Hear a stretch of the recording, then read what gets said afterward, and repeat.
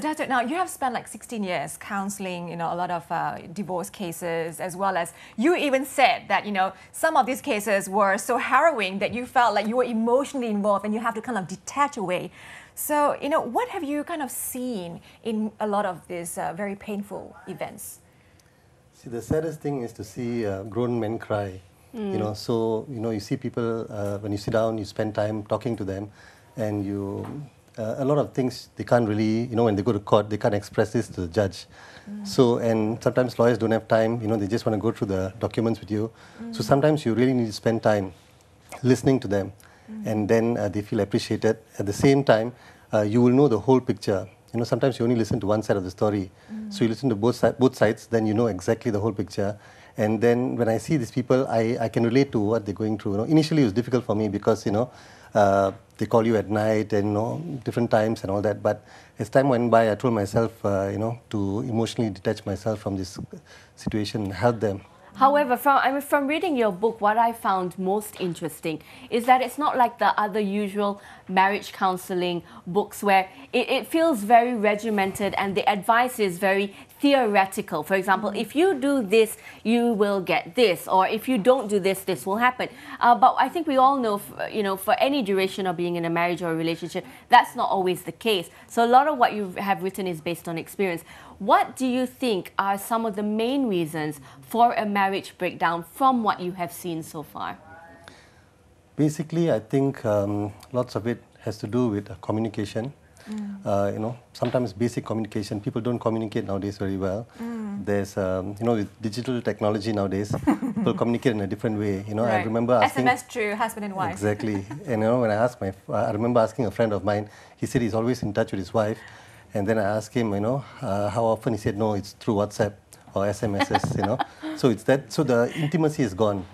The personal touch is gone. You see, there are pros and cons to, this kind of technology, but personal touch is not there. That's a sad part. Right. So now your book addresses a lot of issues, and you even dedicated one particular chapter to nagging. and you said that it's one of the most common problems that lead to a marriage breakdown. And there's different kinds of nagging. There's silent nagging. Yes. There's the nitty-gritty, and it's all listed here. Yes. Why one whole chapter just to nagging? Because lately I found lots of people, when especially I meet the husband separately or the wife separately, they tell me their problems, and I know that's the issue. And, when you tell the other party about it, they are in denial. They just don't want to accept it. They say, me, no way, that kind of thing. So I think it's a very important topic. A lot of people might not accept it, but they have to do some soul searching, and maybe, hopefully, they will eventually realize that, and they must probably change the attitude. And a big thing about you that you wrote about as well is taking responsibility for your part of the marriage, because it is two people involved. Also, the first chapter, you go into the various reasons people go into a marriage, whether it's for financial stability, the want for children, but there's also love. A lot of us have this idealistic vision of going into a love marriage. How important is love in a marriage?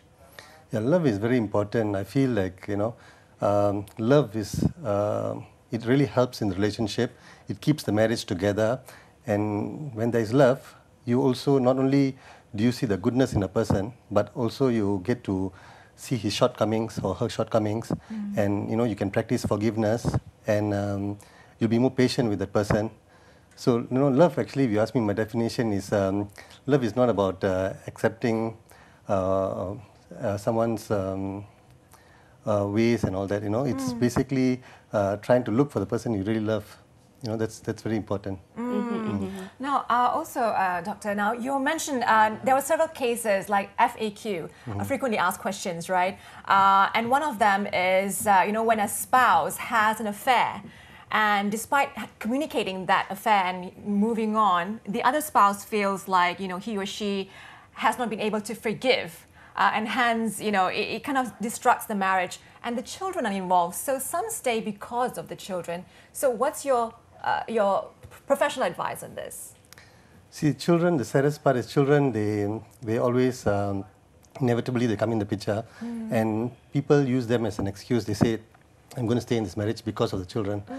Sometimes they don't realize that children want out of that out of the kind of situation. They don't want to be in a situation, this kind of turbulence or, turbulent or conflicting environment. They want to be out of it.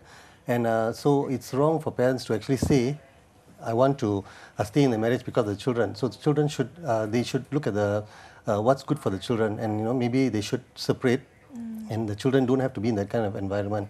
So you should actually look at the marriage itself in the children's eyes, see how they look at it. Would communicating with the children help? Yes, it will help, but a lot of people, what they do is they take advantage of, or they use the children as instruments, and sometimes they want to be very matured, and they want to get children involved in the conversation, and things they do is like they confide in the children, and they start telling horror stories or bad things about the spouse. Now, when that happens, that's the sad part, because when that happens, the child has a different impression on either the father or the mother.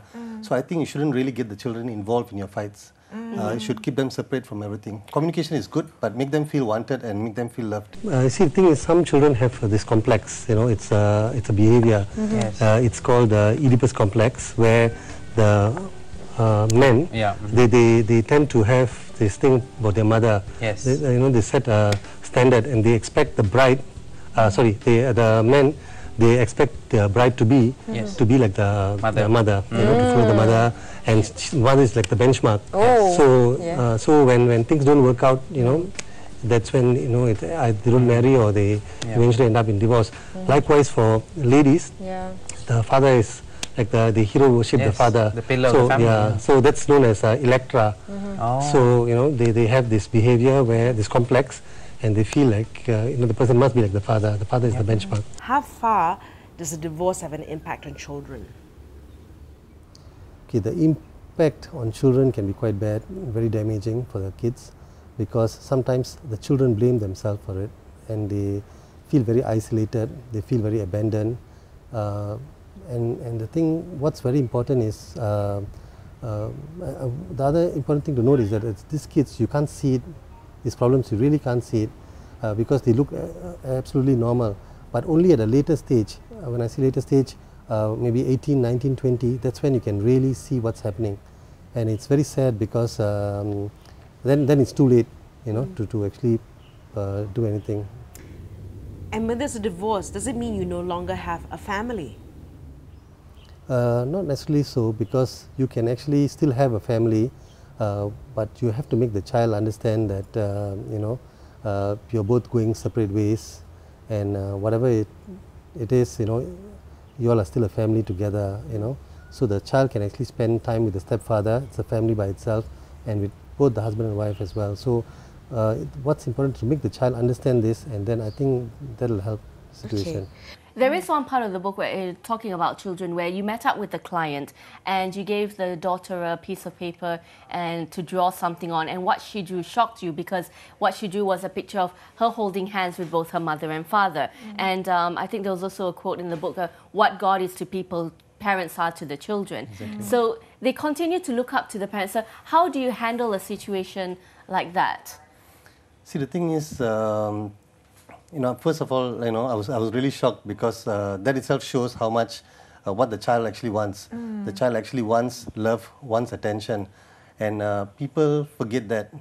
Sometimes when they have the argument, they start telling the children things like this, and I realized that the children, because they want attention, they start lying. Okay, they tell the father, a story about the mother because that's what the father wants to hear. Right. Like, she's with the other guy. I saw. Actually, it's not true. So the father is like more interested in this kind of issues. So they start lying, and they'll tell the mother, father didn't give us food last night when we went and stayed with him. They do this kind of things because they want attention. So I think the attention is very important for the child, especially if they're going through this divorce.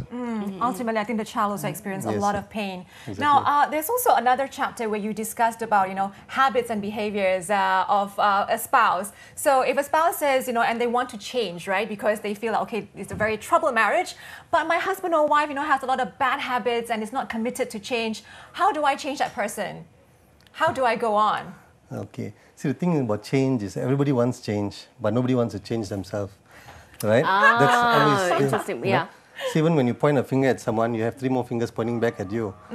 But people find it difficult to accept about themselves. You know, there's a chapter I wrote about where, you know, this guy goes on and on and on about his wife. But actually, I found there's no issues. The wife is, you know, a nice person, and all the issues are with him. And she's accepted all that. So change is not easy. Nobody says it's easy. But what you must do is time, make the person understand. Different people understand different things in a different way. So how are you going to relate that to the person? Some people you need to spend more time, you have to be more patient with that person.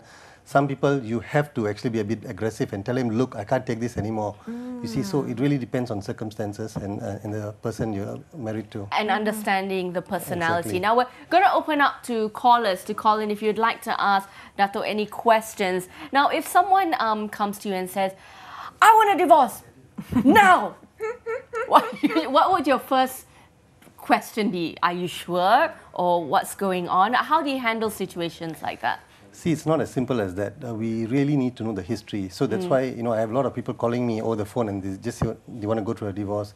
And I never advise them over the phone. I always ask them to come to the office, even for free advice. And I listen to the whole story, the whole history, and then I advise them what to do. And I normally give them some time and tell them to actually, if possible, to think about it, come back after a couple of months, and if you still want to go through it, then we'll go through it. So normally I advise and tell them what to do. And once I know what the problem is, I'll tell them, try to address these issues and these problems, and if they can solve it, then well and good. If not, they come back to me. Has it happened though, like, you know, someone has come to see and say, I want to get divorced, I'm sure, what, and then you've talked through things, and then 6 months later they've gone, you know what, everything's fine now? Yes. One chapter in my book, I've mentioned that, and that person, he came to the office, you know, he was really upset. And his wife was actually expecting their first child. Oh. So, you know, so I told him to just be patient, come back after 3 months. And he was a bit upset. But eventually, when the child was born, he came and saw me. He named the son after me. Oh, and, wow. and he told me, you know, what I said was true. So she needed that time to herself and, you know, hormonal changes and things like that. So we do grow up. I mean, we are Yes. constantly growing up, even in a marriage, Doctor. Yes, Would you say that? Exactly. Yeah. So, okay. Now, when it comes to managing finances, and I know finances can be an issue that lead to splits in marriages, would you suggest that, you know, couples have a joint account, separate account? Because I know sometimes the independence can split a couple. That really depends on a lot of things, you know, how you want to manage your funds and what are the things you're going to do together. You know, sometimes it's better to have separate accounts, sometimes it's better to have joint account, or you can have both, you know, a joint account for family things or, you know, for savings, and separate accounts to manage your own finance. What you need to do is actually sit down and talk. Then again comes back to communication, not WhatsApp. Yes. Proper communication. Face to face, not Exactly. WhatsApp. Yes. Now, we do have a caller on the line from Penang. I think it's Siana. What would you like to ask Dato? Yeah, Dato. Yes. Good morning. Hello, Dato. Good morning, Dato. Yes, morning. I just want to ask you, I've been married for 25 years, and I know my husband is having an affair. I always try to save my marriage, just saying that it's because of the children I can't go out from this marriage, you know. What should I do right now? Okay. All right. What do you think? Yeah, I always try to get excuse, you know, just to stay in marriage, yeah. Thank you so much for the Thank question. you. Thank you for sharing. I know this must be very difficult for you to come forward like this. So thank you for sharing. Yes. Now, that's another difficult and painful situation, Dato. Yeah. Yeah, it's a paralyzing question. Yes. Okay, the thing is, the key question you should ask yourself is, how will you be, are you better off after the divorce? Put yourself in a position where you can see yourself after the divorce, and you think, are you going to move forward? Is it better? Are you going to be better off going to the divorce, or you think you can't manage? If you think you're going to suffer, you know, you can't let go of the past, and then you probably have to stay in the marriage. But if you ask me personally, you really analyze and you think you're really suffering, then I think it's time to move forward. You know, accept it. See, a lot of people, they when they go through a divorce, they find it difficult to accept what has happened. They are in denial. They can't accept what has happened in the past. They want a better tomorrow, but they can't forget yesterday. So I think that's very important to actually ask yourself that question.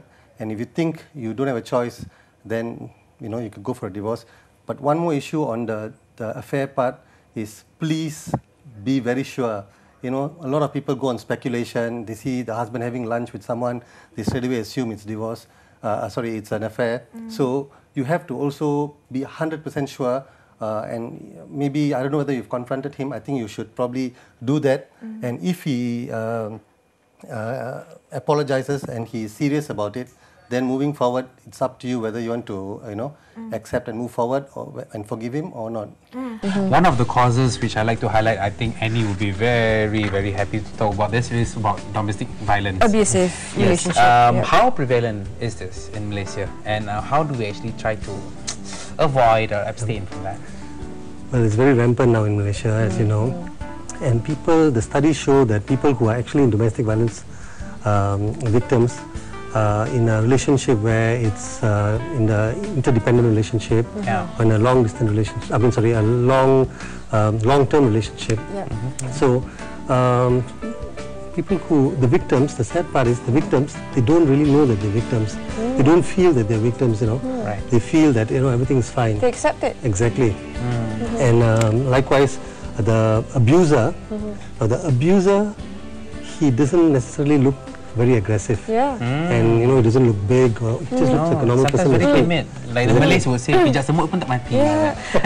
Dato, let's talk about the fear factor. Sometimes they don't, physical abuse is one thing, but other than that, they will always try to expand between, if you do this, I'm going to go and kill your mom. If you do this, I'm going to take the kids away. They instill fear. See, so that's what happens is, initially they start off by seducing the person, or charming the person. The next step is to isolate the person. So the person, the victim, doesn't get to be with other people. And the third one is exactly like what you said just now, is where they start instilling the fear. Okay, instilling the fear, not necessarily directly doing it. You can just buy a gun and put it in the drawer for her to see. So that's indirectly doing it. Okay. Now, sorry, we'll go ahead. I was just going to ask Dato, now when is divorce the final chapter? When is that last decision is divorce? I think you should try to exhaust everything, counselling, everything, talking, the whole works. See, the thing is, people don't want to go for counselling. A lot of people don't. That? Is that a social stigma or exactly? Various reasons. One of it, social stigma. Sometimes it's to do with ego. People feel I'm not the problem. Yes, you're the problem. Yes. When one party tells the other person, let's go for counselling, they say, why I don't need counselling, you need counselling. They feel it's like seeing a psychiatrist or something like that. They don't need a third party coming and telling you what to do. So counselling helps. Sometimes if you don't, you feel afraid to go for a professional counsellor, you can always talk to someone you really love, someone who you really care. And then don't take whatever they say at face value. Listen to what they say, analyze it, and then decide for yourself. See, nobody can actually, when it comes to marriage and divorce, nobody will know better than only you. Yes, you because you're in it and you live with them. And sometimes when you go and ask a third party, you tell them a story about your husband or about your wife. They will look at it from their perspective or their angle. So only you know. So when people tell you something, listen to what they got to say. Okay, then you analyze it for yourself.